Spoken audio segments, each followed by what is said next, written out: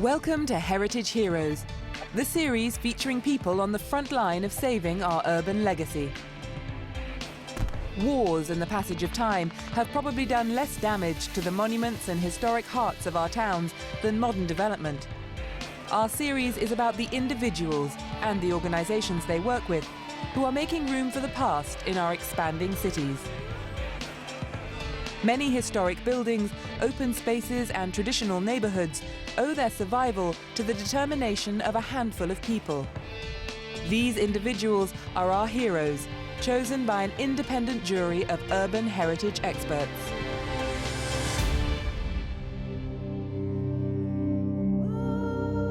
Once on prosperous Himalayan trade routes, the town of Leh in India was a crossroads between China and Tibet. Today, it survives as the best preserved example of Tibetan architecture in the world.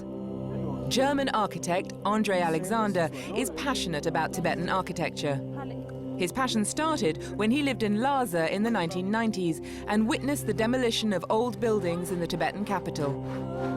In 2003, when Alexander first visited Leh, he found that Old Town's historic buildings, the earliest dating back to the 15th century, were crumbling through neglect. He spent a year surveying the town and discovered that over half of the 178 historic buildings were at risk of falling down. Alexander decided to stay in Leh, and in partnership with the local Ladakhi community, he so far masterminded the restoration and repair of over 20 buildings. Unsurprisingly, he's a hero in Leh. André Alexander is also our heritage hero. The Indian region of Ladakh, in the state of Jammu and Kashmir, separates the Tibetan plateau from the peaks of the Himalayas. Ladakh is known as Little Tibet. Its capital, Leh, is 3,500 meters above sea level. Leh has a population of 30,000.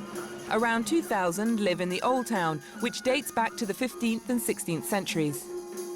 Leh Old Town is dominated by the Leh Palace. Built in the early 1600s, it's the former residence of the Ladakhi royal family. Leh's decline set in with a vengeance with the start of the territorial disputes between newly independent India and Pakistan in the late 1940s. With trade routes severed, the merchants left. With an average household income down to just $100 a month, there was no cash for renovation. André Alexander's 2004 survey found over half of the historic buildings were in danger. When Alexander made Leh his home, he set a lifetime's goal of reversing the decay of his adopted Himalayan town. The big problem is about 20 years ago, people here have decided the old town has no future. It's a hassle to walk uphill and there's no running water and no proper drainage. So who could afford it has moved downhill and built themselves nice new houses. The old houses are made from mud, wood and stone. Once they are abandoned, small cracks in the mud appear and are soon made worse by freeze-thaw in sub-zero temperatures. The houses can last a very long time, but they need maintenance. Every time you have a small leak, you need immediately fix it. Because if you don't do that, then more and more water go in, and if there's one thing mud houses can't abide, it's water. But Leh is no longer isolated. It's May, and with the winter ice in retreat, the town is getting ready for its annual influx of tourists. Tourism is now the town's main source of income and sees the population of Leh double in the summer months to 60,000. But Alexander is worried that the town is selling out to the tourists. Now virtually every shop on the main bazaar is internet cafe, travel agency, trekking agency, restaurant, etc. I wanted to stop there, and this should be the town for the Ladakhis. Alexander's conviction is that restoring the Ladakhis' pride in their community can be best served by reviving old skills through his Leh Old Town initiative. For me, the importance here is really the balance of being able to preserve some of these really beautiful and wonderful houses, but also being able to do that with so many of the people who live here, and so ensuring they have some income and that they're really involved in the project. And so I actually went around also in villages and in the old town and interviewed people if they were qualified craftsmen or which kind of skills they had. And then I put together a core team in 2004. My most favourite job is carving. I also like to preserve historical buildings.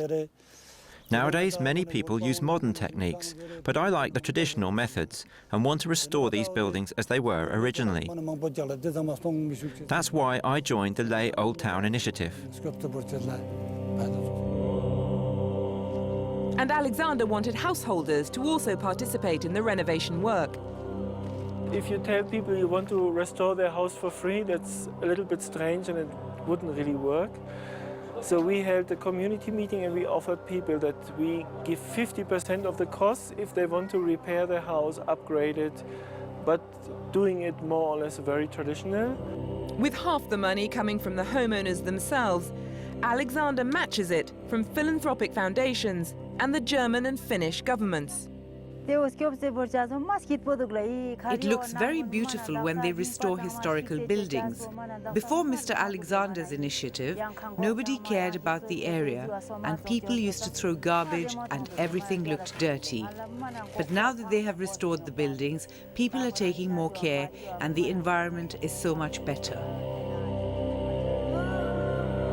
One of Alexander's favourite restoration projects is the Lala Cafe. The imposing statue at its entrance has an unusual story. The stone Buddha is probably 10th century and we dug that out from a rubbish heap. And we did it almost everything just by manpower, so we had all the 40 workers and artisans dig it out and lift it using just wooden beams with a kind of hydraulic system, similar to the way the pyramids were constructed. And then transported from the rubbish dump to here and erected up here. I really love Himalayan architecture, Buddhism to some degree, but also just the way the Himalayan people, especially the Tibetans, the Ladakhis, the Bhutanese, are so generous and open-minded and very open and always full of fun and laughter. Next, in China, saving the last of the kutangs, Beijing's old alleys and courtyards. And in Turkey, one man turns a brown city green.